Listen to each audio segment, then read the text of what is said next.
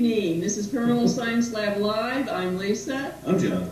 And we are pleased to have with us tonight Steven LaChance. Steven, how are you doing? I'm doing great. How are you all? Kind of snowy here. Yeah, we're in Arctic temperatures and sleet and snow. Okay, it was negative 11 wind chill, and it's sleeting and snowing outside and acting crazy. Yeah, I know. It's like, we're in March, folks. Yeah, but around here we've been known to get 27 inches of snow in March. So I know. People forget that up here too in St. Louis. They think, okay, it's March, it's time for spring, and it's like, no, don't you remember? We get foots of snow. Yeah, it's. That's right. Now, Steven, did I hear that you are looking to move again? I'm buying a house. Awesome. I'm buying a house. Everybody was like, Steven, you just moved, and I'm like, yeah, we moved because our lease was up on our apartment, and he didn't like cats anyway, so we moved in a temporary house while I went looking because I decided I wanted to buy. I'm going to buy one of those old brickstone houses in St. Louis, the ones that St. Louis is kind of known for. So I've been out looking like every Wednesday, but I think this Wednesday I might contract a house, so keep your fingers crossed. Very cool, very cool. I'm looking at one, Lisa, that's a World's Fair house. 3,000 square feet. It's a World's Fair house, like Meet Me in St. Louis. You ever see Meet Me in St. Louis? Those kind of houses. So awesome. Really, really cool. Really cool. Was around a lot of those when I went to law school up there. So you know what I'm talking about. Yeah. So I'm looking at everything from the brick bungalows to those type of houses. So we'll see what I do. Hey, a comment from the chat room, Steven, is that we hope this house, the new house, isn't haunted. Everybody says that. They think that if you manage to find a haunted house one time, you're going to find it again. Which the truth of the matter is there's some truth to that. I was at a house this past Wednesday, and we walked in, and I had two real estate agents with me. I had mine, and she had a gentleman she was trading. And we walked by this closet, and the closet door opened in front of us. And I looked at him and shook my head no. And this guy, he was closing the closet, opened it, closing the closet, open. I was just like, no, they have, it was letting me know it was there, so no, we're not going to do that one. But, chances are, with that kind of home, you're looking at homes that were built in, the late 1800s. Early 1900s in St. Louis, because we don't tear anything down, we renovate everything. So is the possibility there? Sure. Is it a possibility that would be haunted? I don't mind a ghost. Just don't give me no demons. Yeah. Right. There's a good haunting and a bad haunting. But the chances of moving into a haunting like the Screaming House haunting again would be like winning Powerball like 3 times in a row, because those hauntings are so rare that you just don't find them that often. So that won't happen. I promise. Steven, when you read Uninvited, it's pretty clear that paranormal was completely off your radar at that point in your life. Yeah. What would you advise people when they are looking for a house? Well, I was talking to, it was kind of funny. I was talking to the real estate agent the other day about this because she was like, I'm like, if people don't walk in front of your house and they cross the street of your property line, your house is probably haunted. If you walk into a house and there's an overabundance of you could tell there's an overabundance of crosses hanging in the home. Probably haunted. If the deal is too good to be true, really, you're standing there going, "Wow, this house is great," but wow, it's so cheap. Probably haunted. There's a lot of things like that you look at, and just how you feel in a house. A house embraces you, or it doesn't embrace you. And it's like you pay attention to what you're doing when you're inside it, everything. If you got angels hanging on the walls, which with the Screaming House had angels in the living room all across the top of it, and it's like, I probably should have turned and ran right then, but I did not know what I know now, so If they're too anxious to get you to do it, if they try to make you feel like you've won the lottery and you're the most special person in the world to get this house, turn around and walk the other way. I found too that a real good question to ask is how many times have people moved in and out in the last 5 years? Oh, I know, but that is public record too, especially when you're buying a house. When I look at a house, I'm like, if I see something that's been sold every 2-3 years, I saw one house that was sold every one. It was funny because I didn't tell Elliot that, and I was showing Elliot this house, and Elliot looks at it and he goes, "No, that house is haunted." You can tell just from the pictures. And I was like, and then I told him, I said, this house has been sold every year for like the past 5 years. You can tell, pay attention to the county records, or the city records. They're there, and they're going to tell you exactly what the house is. If you had a house that sold for $160,000 in 2013, and then you turn around and it's $70,000 in 2014, chances are there's a reason for it, whether it's paranormal or not. Either that, or there's a crack in the foundation going to China or something. Yeah. Or bad pipes underneath. That's right. One thing, Stephen, that was kind of a unique experience you had dealing with that house when the next people moved in is dealing with the church. What was that like? Church was interesting. They apologized for their behavior, Lisa.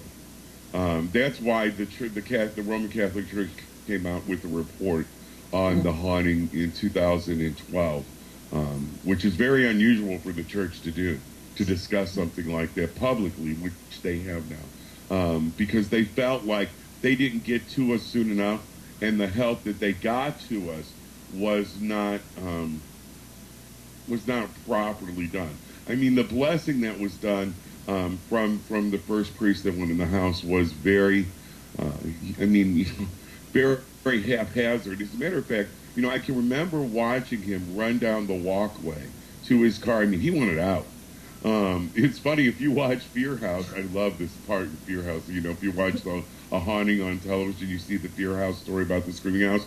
You'll see he's terrified in the house. Well, it was kind of like that, because he kind of ran out, and as he was leaving, the pounding was going on above us. I mean, it was so obvious that whatever he did was not right, and we knew it wasn't right because we had talked to Lorraine Warren. Lorraine Warren was the first one that said you got a demon in there and you needed to get it out. This is how you need to do it. She told us exactly the process that we needed to go through before the blessing, and the process that blessing needed to go through to do what it was supposed to do. He did none of it. Even when we confronted him and say, hey, you need to do this, this, and this, he still did none of it. And that's why you got your apology from the church later on, because, obviously it blew up in such mega proportions that, the church came forward and said, man, we're sorry we didn't get to you in time.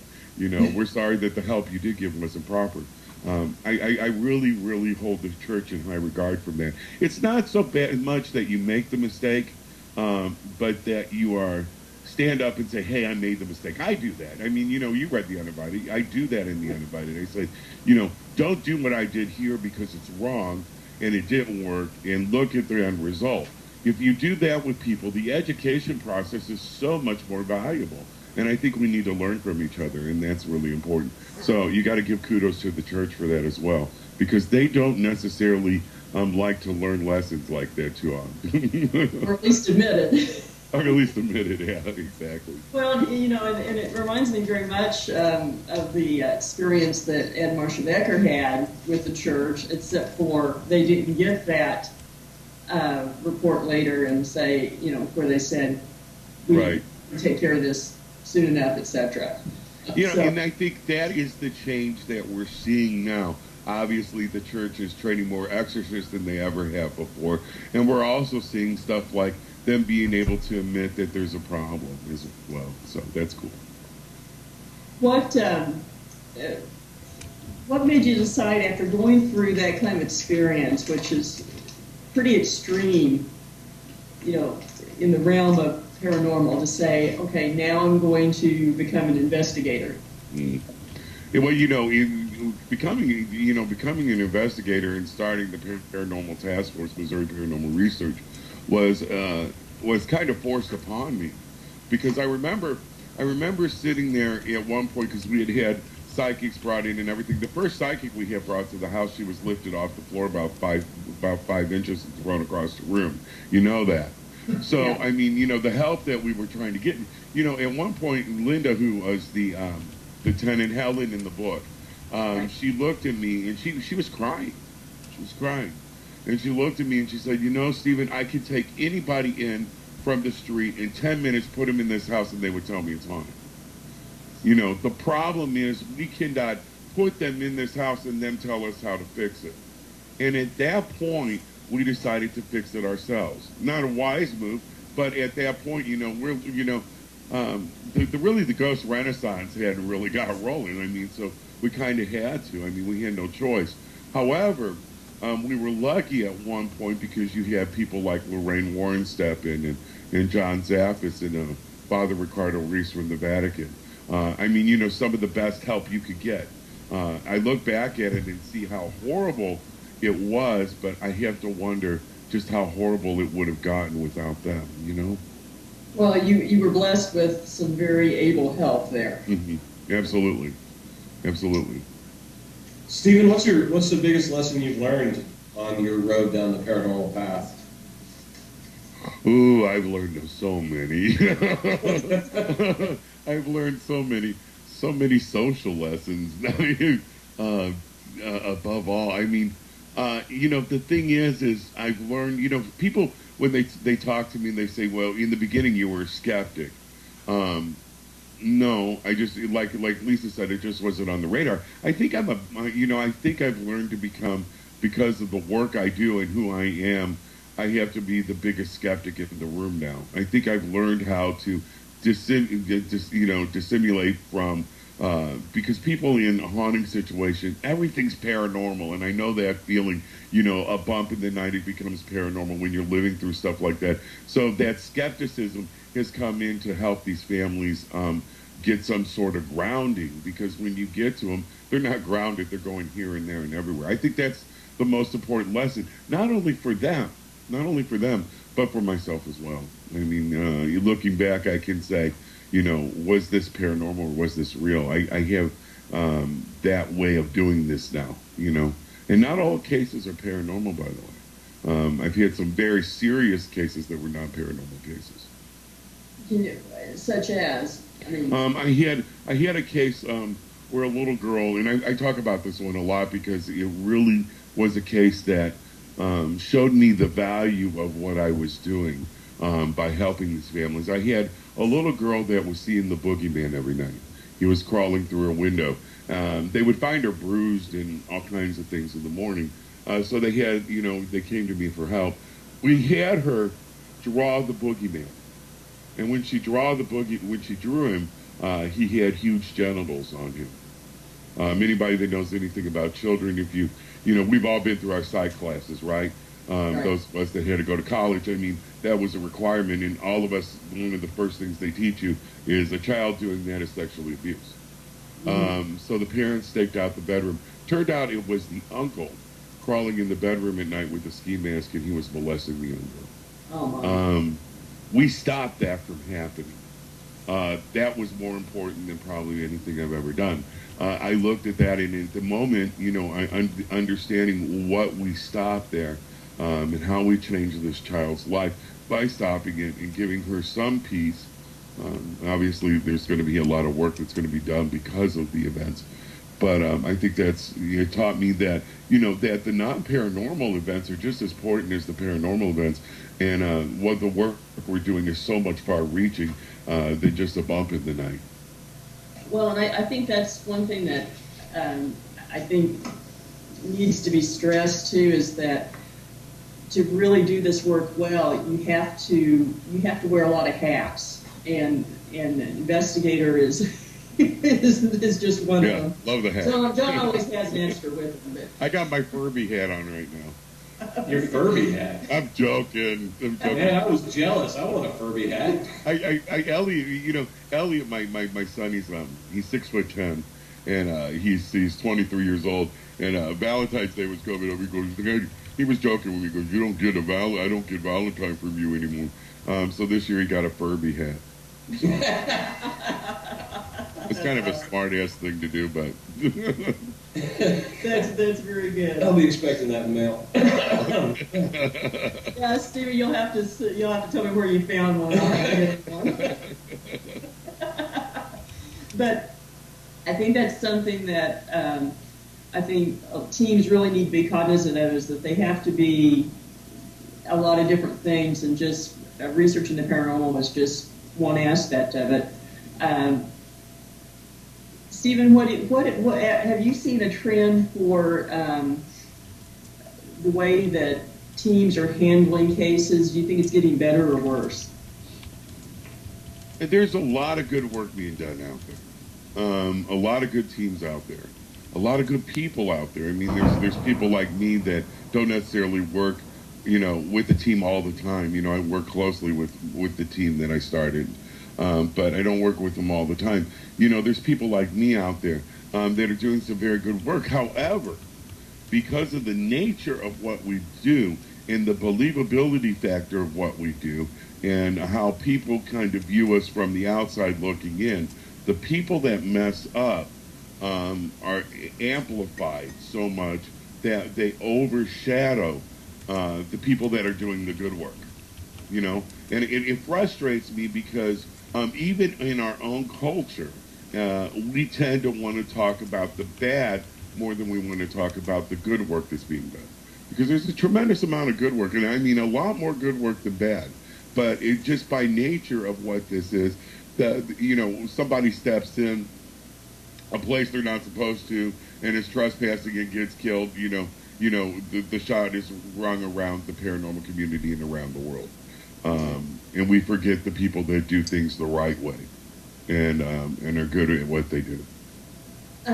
There's been a rash of events recently, in the recent months, of people sort of self-diagnosing a possession, etc., and trying to exorcise family members, etc. What are your thoughts on why are we seeing this trend? I mean, I think there's several factors, but what are your thoughts? Well, we're seeing, everything on television, Stephen, number one. Number two, we're seeing, when we go to the movies, all of the hauntings that we tend to want to see in film, right or wrong, is demonic. Look at The Conjuring for that, which was a very good film, by the way. Loved it. Very good film. However, I think people, we saw this rash of things when The Exorcist came out. Remember? Yeah. Everybody was possessed after The Exorcist came out. So I think that's kind of, it kind of goes through its phases where it comes and goes, and it kind of becomes part of our culture. But the problem is you cannot diagnose yourself, because there's a lot of mental illness that can look like possession, number one. Number two, you can't help yourself in these situations, because if you don't know what you're doing, you can really, really mess someone up.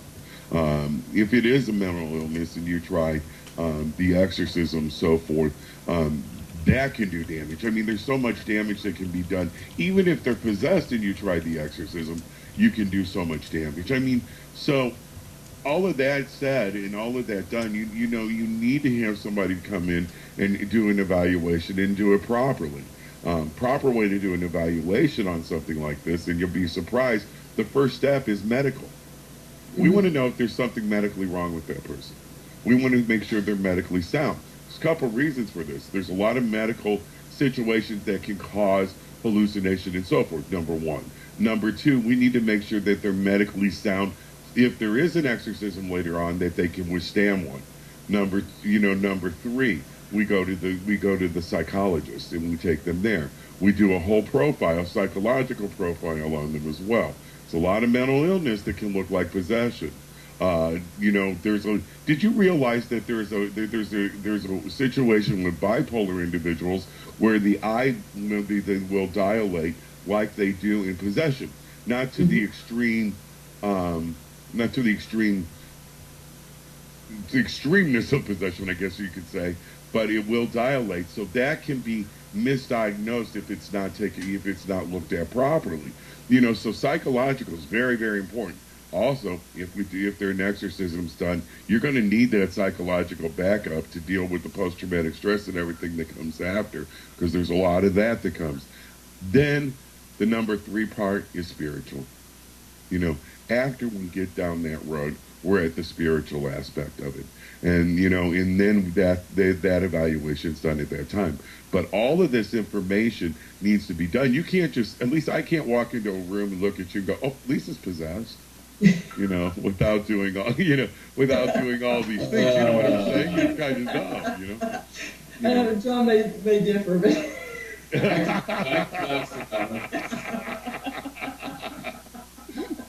But Hey, you got to do the right thing.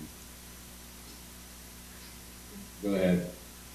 No, it's fine. I'm waiting for you, dude. Okay. Hey, do you think that the haunting that you went through actually was the cause of, or at the very least added to the stress and the heart condition? You know what? You're one of the rare people that have asked that question. Actually, it was Eric asked it. I'm just really. It's a good question, Eric. When I was on my way to one of the surgeries, which would have been a stent at that point that was being put in.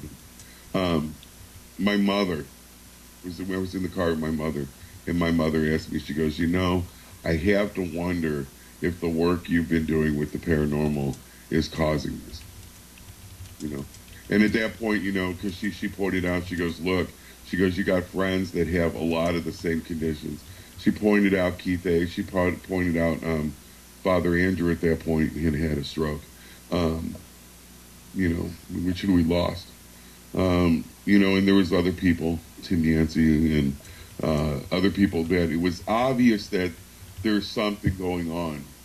All these people going through this sort of thing. I can't believe that, we're in our 40s and we could just say, oh, that's just aging. I think we're aging quicker. I look at Carmen Reed. Carmen has her own problems. Physically, they're not necessarily heart. But I got to wonder, yeah, I do. That's why I kind of back away a little bit, yeah. I think that going into these, and this is just my 2 cents, going into these houses and situations, you have a heightened sense anyway, so your stress is higher no matter whether it be a negative entity or not. So that could cause stress on the heart. I mean, and Eric's right. This particular field could cause, higher stress levels. I think it's all in how you handle it. I had an accident, John, in 2005. During the haunting. Right after where the uninvited ends, and that accident, the damage that was caused by that accident, left me with debilitating motor skill problems that you don't see when you see me, because by the time you see me, the medication is kicked in, and it hides. If I'm in an event where I need to speak, and if I have to speak in the morning, I get up even earlier to take the medication to make sure by the time I get to you all, I'm moving a little better and I'm not stuttering. Was that caused by the paranormal too? I believe that one was, because of the freakness of it. So I mean, it was right there the day after Christmas 2005. Really caused some damage. And I don't talk about that too much. And the only reason I don't talk about it too much is I think if you talk about, my heart and all of that and this and that, it kind of becomes a bummer, It's like we all have our shit to deal with, Yeah. Right. Whatever it was caused by, I think that's part of life, and I know Eric's going to ask it, so. I died on the table when my heart when they did the bypass, and then my lung collapsed. It was very serious, very serious. I never didn't see the white light when I was out. By the way, I felt myself falling. Lisa, you know this story. I've told it to you before. Mm-hmm. I felt myself slam back into my body, and I mean slam. And at the moment it happened, I had the thought, I know why babies cry when they're born. It hurts. And it didn't hit me. It took me 6 months to figure that was a rebirth statement. That it was the statement that, one morning I woke up and it was clear to me what it meant. What it meant was, you've gone through your life, you've had a lot of hurt, and you go around and complain about your hurt, she left me, with the kids, I've been through this, blah, blah, blah. Life hurts, get over it. I mean, you're going to have the rough stuff, and you're going to have the good stuff, but it's the rough stuff that builds your character as well. And I think that's really important as well. So, I learned that through that process of, even in the surgery, I learned some stuff, man. I had a paranormal event happen to me in the hospital as well. I'd have a nun, because I was in there in 9 days, and I would have an old nun, come to see me every morning, and she would go, will you pray with me? And I would pray with her. And as the time went by, I noticed people were kind of rude. They weren't paying attention to her.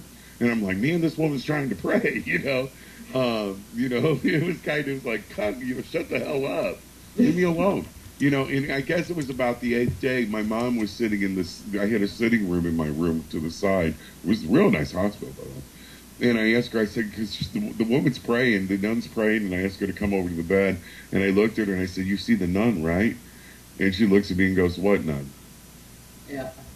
And I was like, and then I had to get through the end of the prayer, knowing that this being standing next to me was something otherworldly, whether you want to call it angelic or what. But, it was very, very strange. But however, the paranormal activity has fallen off greatly since 2011, when I had that done and those situations occurred. Oh, really? Absolutely. There's some that happens every once in a while, but if you ask Edwin and Marsha, they'll tell you there's some that steps in their house every once in a while. That's why we keep our homes blessed, and that's why we keep our relics up. When I told you about the crosses, there's a reason for that, right. That people put those up. And one of my favorite things is brand new, is a rosary that Marsha Becker made for me that is absolutely beautiful. It's probably one of my favorite pieces. I have rosaries from around the United States that people have made for me, and those things are very special. I think those hold more power to them because of the intent of when they're given to you. Somebody gives you something and says, I'm giving you this that I made to protect you. Wow, there's some power in that, I think. Right.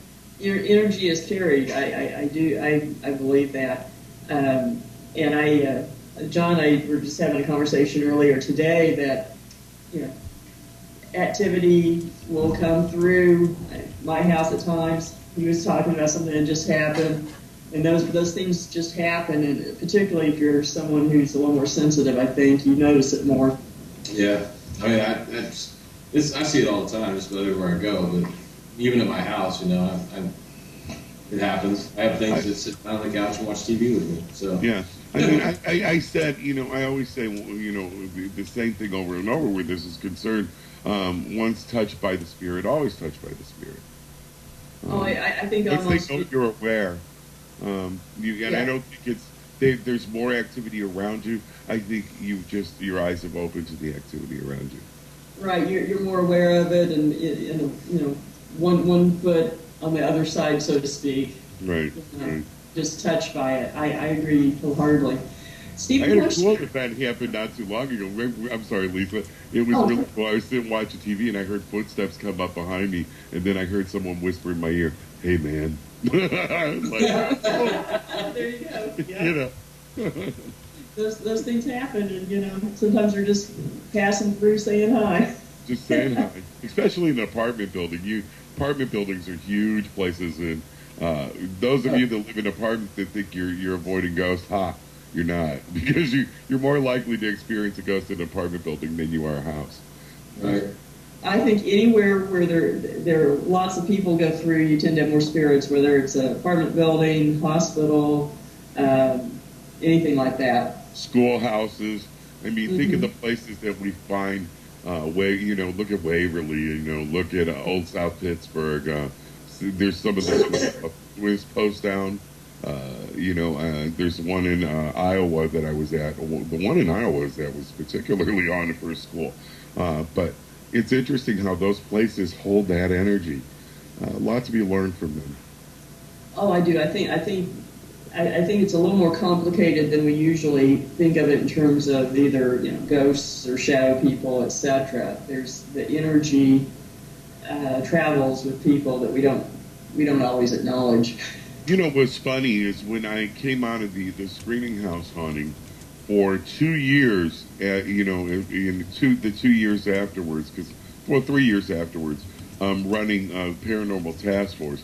Everywhere we went, we captured the most unreal activity. I mean, you've seen some of it, at least from those years, of what we did. And it was almost to the point where people stood back and went, holy smokes, what is going on with this team? I don't think it was the team, so to speak, going to the locations. I think it was the birth, of that team in the middle of fire the way it was.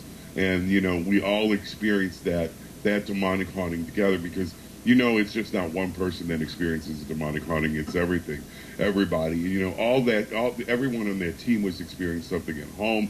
All that was going with them as well. So I look at the activity that we were capturing during that 2 to 3 year period, and I go, I have to wonder if some of that was brought on because of the demonic haunting that team started with. So. Well, I do think that there are times that, whether it's a personal experience or investigating, that you've, for lack of a better way of putting it, become more apparent to spirit as well. Mm-hmm. They tend to be attracted. It's not limited to a location either. And after being through that, I think we came out of that very open to whatever was out there, and everywhere we went, man. I mean. Look at the Zombie Road footage or the Pythian Castle footage. I mean, I'm just quoting some of the television stuff we did.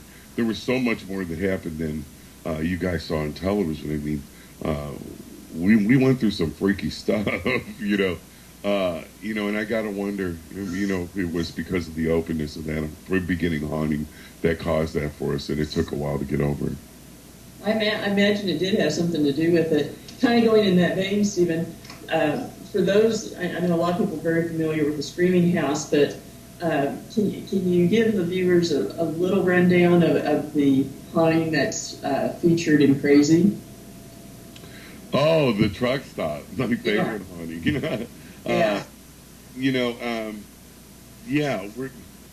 We got a surprise, don't we, on that one, Lisa? That's coming, but that haunting, it was a truck stop.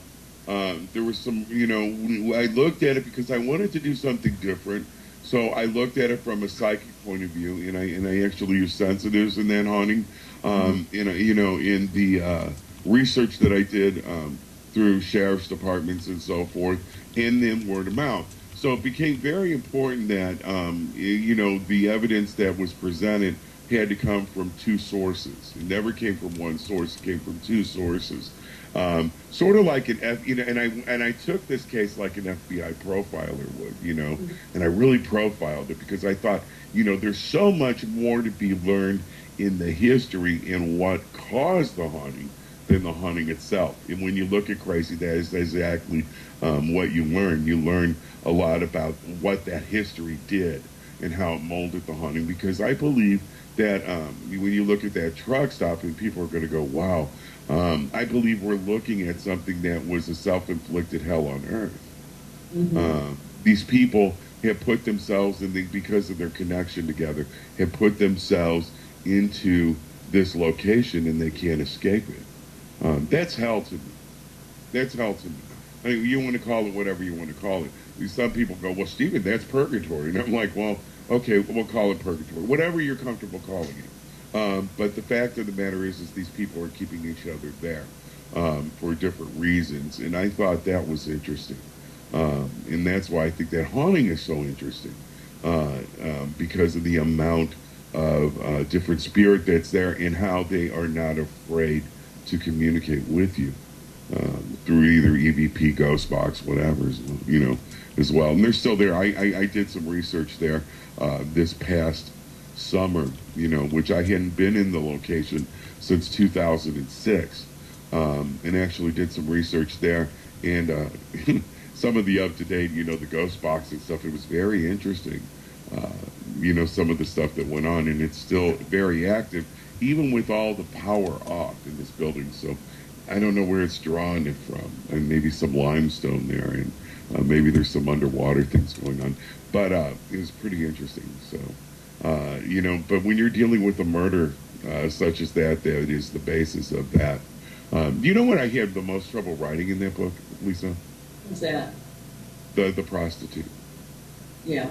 The prostitute, because she was the most innocent of all the characters. I mean, the characters were despicable. I mean, you get in the book, and I mean, it's a really rough book to read. I mean, really rough.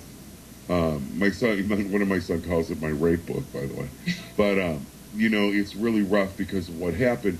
But when I got to her, she was the one character that was kind of just in the wrong place at the wrong time.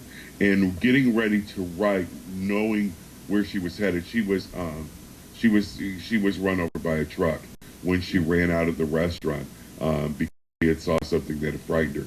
Knowing where she was going and why she was going there was very difficult to write her because you put yourself in those feelings, because I write story. Story's important to me. And you put yourself in those feelings of why does nobody love me? And then you kill that. I mean, that was very difficult. I had to walk away from it several times. I think another interesting thing about that haunting, too, is it really does illustrate that you don't always know when you walk in a place that there is going to be a haunting or why. That activity can happen anywhere, and just looking at the surface, you don't really have an idea why. Mm-hmm. And and at that point, I found it very frustrating because I had just met a gentleman on a team, and I had asked him, I said, well, so what do you do for the team? And he told me he was the EMF guy. And I found that frustrating because I realized at that moment that what we were doing is we were compartmentalizing ourselves, and that nobody was using the most important thing about a haunting, which is their brain. right. Nobody was discussing what they were finding. They were just, give me the evidence, and maybe I'll get on television. It's that sort of thing. And it frustrated me because I'm like, stop. History's important here. And how that history plays in that evidence that you're getting. And you need to sit down and you need to be discussing this and figuring this out for yourself, because it's in that history that you're going to find those answers, damn it. But nobody was paying attention. So I was very angry when I went into that book. I think it shows a little bit, going back and reading it now, because the crazy story, I'm rewriting it because there's some things I've always wanted to do a little different in it. And I'm looking at it, and it's like there's a lot of anger there, and there needed to be, because at that point it was written there was a time when the paranormal as a whole needed a good kick in the ass.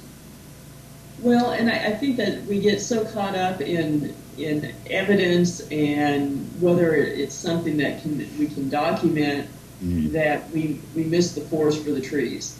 Yeah, what are you documenting it for? It's like, right. It's like, are you thinking, what are you documenting this for?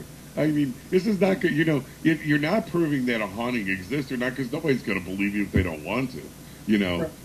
So what are you documenting this for? When you're documenting it, it seems to me to tell these stories and find out how these things happen and how these happen, and most importantly, how this could happen to you. Very true. And it can happen to anyone. Hey, Steven, what are your thoughts on groups like TAPS and Ghost Adventures and such groups like that? Big question. I like Jason a lot. Jason's a good guy. Zach, and the other guys, they're good guys too. I think we have to keep in mind though that what they're doing is television, you know, is entertainment. I think there's a line that separates, and Zach, don't get mad at me, and I don't mean this in a bad way, that separates real research from television and entertainment. I think, you know, Zach is there to entertain us. He does a good job of it. He does a good job of it. It is pretty entertaining. It is very entertaining. I mean, but, you know, the week after week after week and having to produce, you know, if you watch, there's some shows that really, if you took Zach and the guys out of it and just put a regular research team in there, be a very boring show because because nothing happens, you know. They make the show because they make you the appearance of something happening. And I think, you know, they're very good at what they do. Does it hurt us? To an extent, sometimes, yeah. I got to walk that line. But, you know, to an extent, sometimes it's bad, you know, from the view of the investigator and what we do and what we're trying to do. But I think the benefit from what they're doing far outweighs the bad. Because the truth of the matter is there's an acceptance going on, and I call it a ghost renaissance or a spirit renaissance. There's an acceptance going on in this country that has never happened before. And for the period of time that it has happened, I mean, we've had little snippets, you know, throughout history, but nothing like this. You know, foreign countries like the English, man, they're so far ahead of us. In thought and everything, you know, and then we're so far behind. I think this is bringing us up to the level of everyone else. And it's about damn time it happens. You know, so if that does that one thing, it far outweighs any bad they could do. And I think they need to be patted on the back for that. I agree there, because I think perhaps the entertainment brings in people who would not be watching shows otherwise, that can open a few minds a little bit. And I liked your comment about England being farther ahead. It reminds me of a nun I used to know, that she was an attorney like I was, and you'd be talking about whatever issue and how much further ahead of progressive, say, you know, Europe was or whatever. Right. And she would always say, you have to remember, we are a very young country. That's what I was going to say, too, is that, they're an older country, right? And so a longer tradition, dealing with issues a lot longer. And so I think that we kind of suffer from that lack of longevity in our own identity in dealing with some of these issues. Well, we don't have castles. We don't have castles. No guillotines. Or That's it. I mean, you know, we don't have castles. We're not cool. However, we did have the Civil War, folks. You know, the Civil War was a very, you know, somebody asked me about this recently, and I said, you know, why do a lot of American hauntings surround the Victorian period? And I'm like, Civil War. Mm-hmm. I'm like, you know, the one decisive, most violent thing that happened to this country and tore this country apart emotionally, politically, brother against brother, Civil War. You know, if you want to talk about a time and a place and things happening that were the perfect recipe for a haunting, the Civil War is it. You know? Yeah. Well, we see that a lot down here in our neck of Missouri, you know, and just the amount of emotion released and the deprivation to levels that, you know, to be honest, people can't even fathom now. That right. I think that is the perfect storm for a haunting. I agree with you there. I think further east you have more things from the colonial period, but I think overall the Civil War probably is the biggest. I don't know. Go to Gettysburg and tell me about that. Oh yeah, I mean, yeah, love to, and yeah, we have a few battlefields around here that have very similar experiences. Yeah, you know, and I mean, you know, especially Missouri, excuse me. Now you're acting like a native son. Yeah, but you look at us, you know, interesting enough, we were really at a cataclysm in this state because half of us were north and half of us were south. Yep. You know, we were the dividing line. And, you know, the thing is so you literally had, and I mean had, brother killing brother, family killing family. Mm-hmm. That right there. You're right. The perfect storm. I mean, look at it. And you know, somebody asked me, why is Missouri so haunted? And I'm like, take a look at this, folks. This is one good reason. Well, you know, in my book on Southwest Missouri and Civil War ghosts, I go into it. But in this area, there was a scorched earth policy on both sides, and it became depopulated. People left starving, and we can't even conceive of those conditions now, really. You know, and then there's the other conditions where you had the different things like cholera, you know, TB. Everybody thinks TB happened in Kentucky, by the way. Well, yeah. You know, there were TB hospitals everywhere, folks. Oh yeah. You know. So I mean, you know, life in that period of time was very, very rough. You know, I think sometimes it gets a little glamorized, but it was very rough. So, you know, I think that's why, you know, we see a lot from that period. Yeah, I think we do tend to be very haunted state that we don't have as many of the iconic sites, at least yet, but I think we certainly are growing. Oh, I can name you some. Yeah, too, but as far as just popular knowledge. Lisa's house. Morse Mill Hotel, Lisa, come on. Yeah. Zombie Road, the Exorcist locations from St. Louis. You name them. Pythian Castle down there by you. You know, come on, Lisa, you wrote about some.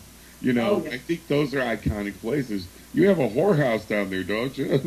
Well, yeah, it's just over the state line. Oh, it's not active anymore. Never mind. Oh, all of a sudden it became non-active, right? Well, it's pretty active, but It is. there's no live action. Yeah, no. Yeah. But I mean, you know, stop and consider. I mean, yes, we have iconic hauntings here. They're just as iconic as anyone else.